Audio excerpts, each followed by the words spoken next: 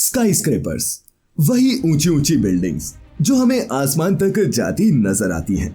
और आज की इस मॉडर्न दुनिया में डेवलप्ड देश की पहचान का ये सबसे आसान जरिया बन चुकी हैं। जिस देश में जितनी ज्यादा और ऊंची बिल्डिंग्स होंगी उस देश को उतना ही ज्यादा डेवलप्ड माना जाता है। लेकिन दोस्तों, अगर आप कभी यूरोपियन कंट्रीज में गए हो या फिर वहां की तस्वीरें देखी हो तो आपने नोटिस किया होगा कि किसी वक्त में लगभग आधी से ज्यादा दुनिया पर राज करने वाले इन यूरोपियन देशों में ये स्काईस्क्रेपर्स ना के बराबर दिखते हैं। जहां अमेरिका के सिर्फ न्यूयॉर्क शहर में ही करीब 300 से ज्यादा स्काईस्क्रेपर्स हैं, वहीं 44 देशों से बने पूरे यूरोप में सिर्फ और सिर्फ 250 स्काईस्क्रेपर्स हैं। लेकिन ऐसा क्यों?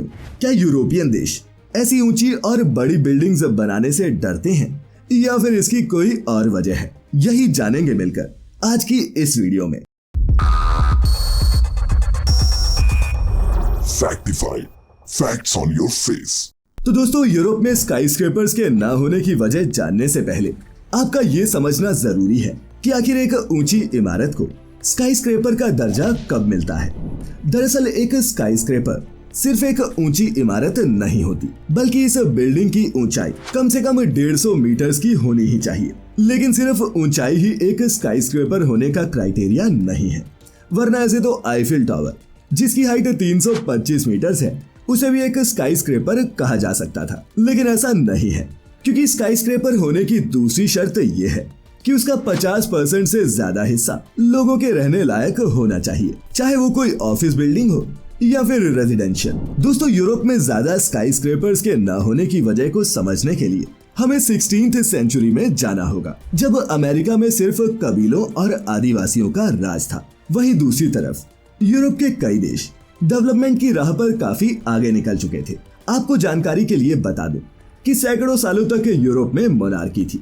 साथ ही साइंस और इकोनॉमिक एक्सपेंशन के मामले में भी यूरोप दूसरे देशों से काफी आगे था। ऐसे में अपने कल्चर और बिजनेस को फैलाने के लिए यूरोप के देशों ने अफ्रीका, भारत और बाकी एशियन देशों में अपना एक्सपेंशन शुरू कर दिया, जिससे यूरोप की संस्कृति तो विकसित हुई ही, साथ ही उनका खजाना भी भरता चला गया। सब कुछ ठीक चल रहा था, लेकिन फिर हुए पहले और दूसरे वर्ल्ड वॉर ने यूरोपियन देशों की रफ्तार को धीमा कर दिया। दरअसल इन वॉर्स में हिस्सा लेने वाले ज्यादातर देश यूरोप के ही थे। इसी वजह से यहाँ के कई शहर बर्बाद हो गए और दुनिया भर से यूरोप की साख कम होती चली गई। इसके बाद कई देश जो यूरोप के गुलाम थे वो भी आजाद होते चले गए और इस तरह यूरोप का सूरज डूबने लगा। ऐसे में इन यूरोपियन देशों ने अपने शहर की रिकंस्ट्रक्शन और कल्चरल हेरिटेज को बचाने की डायरेक्शन में काम शुरू किया।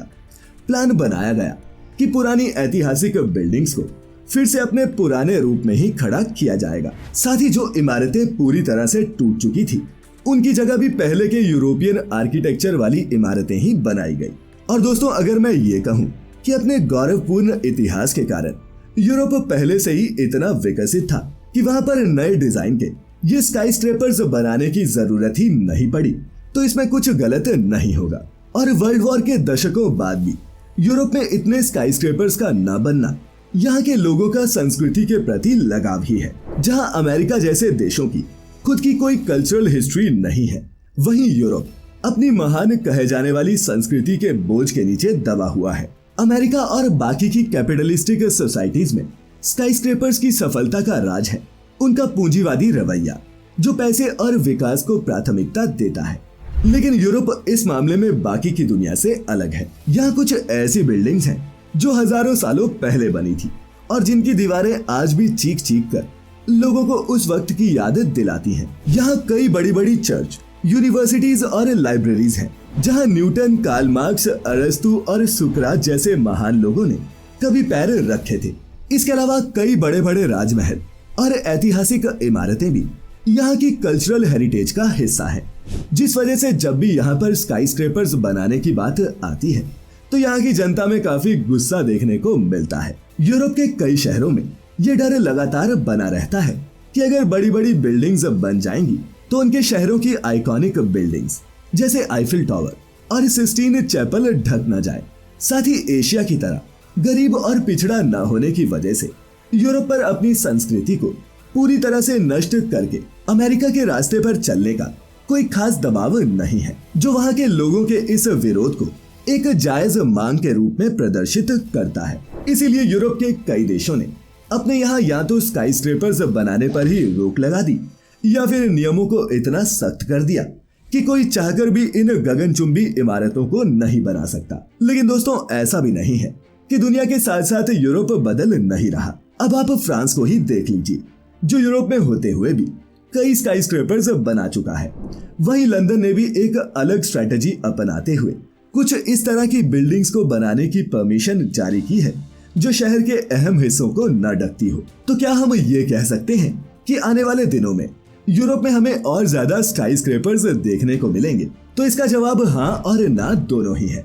खैर अभी भी स्वीडन, स्विट्जरलैंड और डेनमार्क जैसे देश हैं जो एनवायरनमेंट को बचाने की दुहाई देते हुए अपने अलग रास्ते पर चल रहे हैं और नए नए तरह के डिजाइन ला रहे हैं।